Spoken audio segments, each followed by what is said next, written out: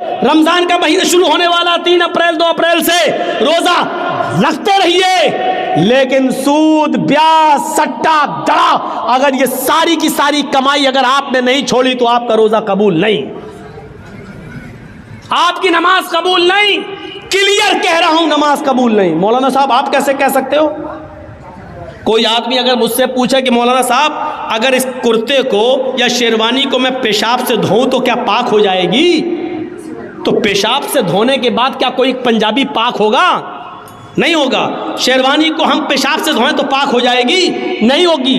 اگر آپ عبادت کر رہے ہیں اور مال حرام کا کھا رہے ہیں، کمائی حرام کی ہے، تو یہ نماز، یہ روزہ کیسے قبول ہو جائے گا؟ نہیں ہو سکتا ہے، نہیں۔ جیسے وہ کتا آج برداشت نہیں کر رہا ہے کہ دوسرا کتا ہمارے مرے ہوئے بیل کو کھانے آئے، گوشت برباد ہوتا ہو جائے، لیکن کتے کو منظور نہیں کہ دوسرا کتا کھائے۔ یہ صفت آج ہمارے اندر پیدا ہو چکی ہے، بلکہ ہمیں دوسروں کے مال کو لوٹنے کی فکر ہوتی ہے۔ آج سے 20 سال پہلے نارتھ یو پی میں Uttar Pradesh north U P میں ایک پوربی علاقہ ہے، مشرقی علاقہ، اس علاقے کے اندر ایک سیلاب آتا ہے۔ سیلاب جانتے ہیں نا، باڑھ، ایک سیلاب آتا ہے پانی کا، بڑا خطرناک سیلاب، بڑی خطرناک باڑھ، درخت بہہ گئے، جھونپڑیاں بہہ گئیں، بڑی بڑی بلڈنگیں گر گئیں، بیل بہہ گئے، گائے بہہ گئیں، بھیڑ بکریاں مر گئے۔ اتنا خطرناک سیلاب تھا۔ جب سیلاب تھوڑی دیر کے لیے بند ہوتا ہے تو کچھ لوگ اس گاؤں کا حال دیکھنے کے لیے آتے ہیں۔ پورے گاؤں میں سناٹا ہے، لاشیں تیر رہی ہیں، جانور مرے پڑے ہیں، لیکن کچھ لوگ پانی کے اس طرف اپنا مال بچانے میں کامیاب ہیں اور ایک طرف بیٹھے ہوئے ہیں، لیکن پانی اتنا زیادہ ہے کہ وہ اس طرف نہیں آ سکتے ہیں۔ کچھ لوگوں نے ان لوگوں کو ادھر بیٹھا ہوا دیکھا، لیکن وہ پانی کے اس طرف نہیں آ سکتے ہیں۔ اسی بیچ کچھ لوگوں کی نظر پانی میں ڈوبے ہوئے پیڑ کے اوپر پڑتی ہے، جو آدھے سے زیادہ پیڑ ڈوبا ہوا ہے۔ ایک پیڑ آدھے سے زیادہ ڈوبا ہوا ہے اور اس کی ایک ڈال کے اوپر ایک آدمی بیٹھا ہوا ہے، اور اسی ڈال کے اوپر ایک زہریلا سانپ بھی بیٹھا ہوا ہے۔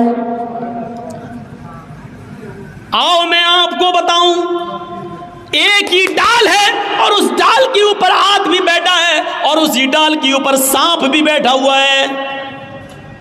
انسان سانپ کا دشمن اور سانپ انسان کا دشمن۔ ابھی یہاں سانپ نکل آیا، فوراً مار دیں گے، لیکن سیلاب کا خوف اتنا زیادہ ہے کہ نہ آدمی سانپ کو مار رہا ہے اور نہ سانپ آدمی کو ڈس رہا ہے۔ سانپ نے بھی اپنی آنکھوں سے دیکھا ہے سیلاب کا منظر، وہ بھی جانتا ہے کہ اگر تھوڑی سی بھی ڈال ہل گئی تو میں گر جاؤں گا اور نیچے پانی ہے، بہہ جاؤں گا، مر جاؤں گا۔ سانپ انسان کو نہیں کاٹ رہا ہے اور انسان سانپ کو نہیں کاٹ مار رہا ہے۔ اگر تھوڑی بھی ڈالی ہل گئی، اگر ہم نیچے گرے تو ہم بھی نہیں بچیں گے۔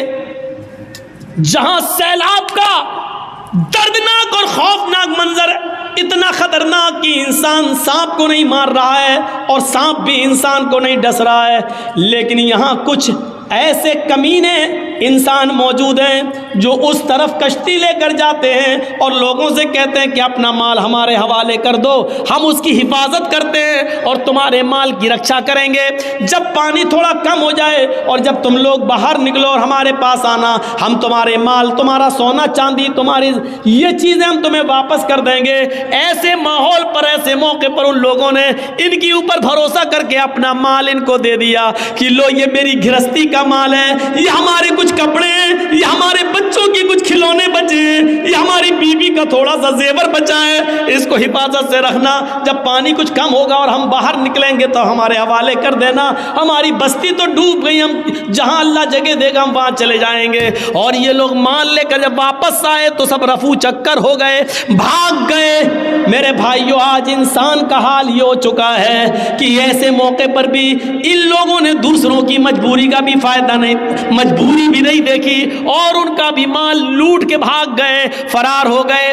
جہاں انسان سانپ کو نہیں مار رہا ہے اور سانپ بھی انسان کو نہیں مار مار رہا ہے، ایک سانپ بھی انسان کو ڈس نہیں رہا ہے، ایسے موقع پر سب سے بڑا یہ سانپ انسان بن گیا جس نے اپنے بھائیوں کو ڈس لیا ہے، ان کا مال اور ان کا سامان لے کر فرار ہو گیا ہے اور بھاگ گیا ہے اور ان لوگوں کو سپرد کر گیا ہے کہ تم جانو تمہارا کام جانے۔